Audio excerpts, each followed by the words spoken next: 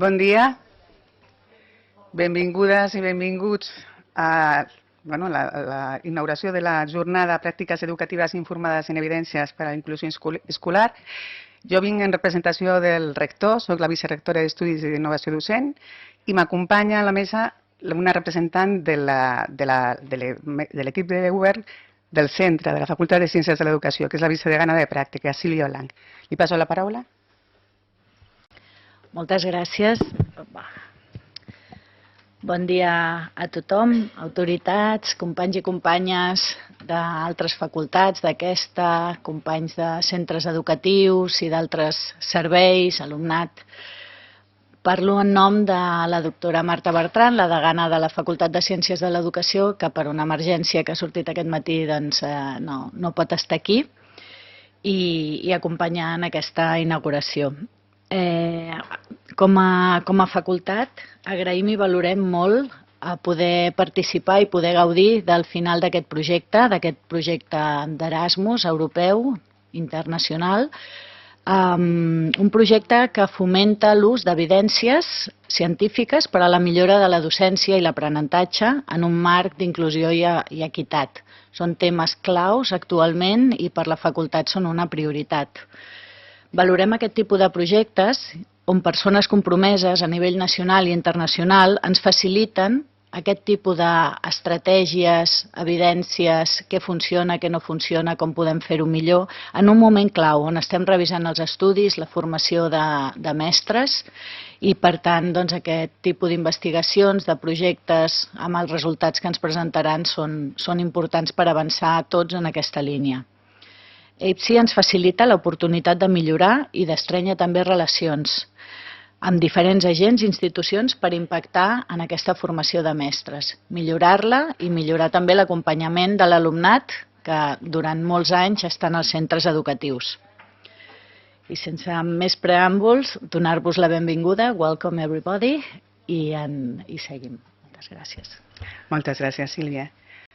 Avui celebrem la jornada de presentació de resultats del projecte Pràctiques Educatives Informades en Evidència per a la Inclusió Escolar, un projecte Erasmus, com ha dit la vicedegana, un projecte internacional dedicat a dissenyar i a provar solucions innovadores per a garantir l'equitat i la inclusió escolar a través de l'ús de pràctiques basades en evidències. Tot i que aquest projecte correspon a l'àmbit escolar, els seus resultats s'aplicaran fonamentalment a les escoles, es pot establir una relació, un paral·lelisme, amb l'àmbit de l'educació superior. I és en aquest punt de confluència on jo vull situar la meva intervenció. La innovació docent en el context educatiu, a les escoles, però també a les universitats, és una necessitat inqüestionable. Totes les institucions educatives hem d'avançar cap a una millora contínua dels nostres programes formatius, de l'aprenentatge dels nostres estudiants i de la formació i l'actuació dels nostres docents. Aquest canvi continu ha d'obeir a necessitats clares. No cal innovar per innovar, ha de respondre als canvis que es vagin produint en l'entorn i als objectius que ens fixem com a institucions educatives. Aquesta necessitat d'innovació constant s'ha fet especialment palesa en els últims temps.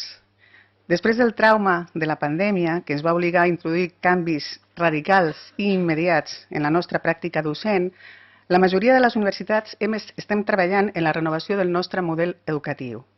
En el si del sistema universitari català, que és un sistema composat per 12 universitats, 8 de les quals són públiques i 4 privades, s'ha creat un grup de treball integrat pels vicerectors i vicerectores d'ordenació acadèmica, els meus homòlegs, en el que, sota el lema Repensem la universitat, s'estan debatent els canvis significatius que s'han d'introduir en els models educatius de les universitats catalanes. En el si de la CUP, l'Associació Catalana d'Universitats Públiques, que està integrada per les 8 universitats públiques, durant aquest curs s'està duent a terme un projecte d'avaluació de l'impacte de la innovació docent, projecte en el qual estem participant també de forma activa els mateixos vicerectors. En la pròpia UAB ja fa un temps que estem treballant en la formulació d'un model educatiu innovador. Hem culminat 2 de les 3 frases que ens havíem fixat. La primera era l'elaboració d'una proposta de model educatiu a càrrec d'un grup d'expertes i experts. La segona era la discussió i la modulació d'aquesta proposta a la sectorial acadèmica de l'equip de govern. Aquestes dues fases ja estan culminades i ens queda la fase definitiva, que és l'enviament als centres per a la seva discussió, la recepció del seu feedback i l'aprovació en la Comissió d'Afers Acadèmics. Aquest model educatiu que estem formulant a l'Autònoma té una finalitat clara, la construcció d'una universitat més accessible, plural, diversa, compromesa socialment, amb una clara aposta per la formació i l'aprenentatge connectat amb el context local i el context global, amb propostes formatives basades en reptes, l'aprenentatge basat en reptes del projecte SU University i en el servei a la comunitat, l'aprenentatge per servei, posant en el centre de la formació i l'aprenentatge dels estudiants el desenvolupament de competències genèriques transversals com la sostenibilitat, la innovació, la responsabilitat ètica i el respecte a la diversitat cultural, social i de gènere. Quina relació té tot això amb la jornada que estem celebrant avui? La columna vertebral del projecte que ens presentaran avui és la pràctica basada en evidències, una noció que he trobat enormement potent. Per tal que les innovacions tinguin efectes i impacte a llarg termini, es requereix una base científica rigorosa, sòlida, contrastada i es requereix també el compromís de tots els agents educatius per a la seva implementació. La pràctica basada en evidències, com la combinació de l'experiència professional i el coneixement de les investigacions, les consultes amb agents educatius, les avaluacions de polítiques anteriors i dels resultats d'aplicació dels models, representa una estratègia per ajudar a que la innovació s'institucionalitzi i sigui molt més sostenible i perdurable en el temps. Aquest és l'aspecte que, per raons òbvies, més m'ha interessat del projecte que ens presentaran avui. La pràctica basada en evidències es pot fer servir com a estratègia per a la millora institucional.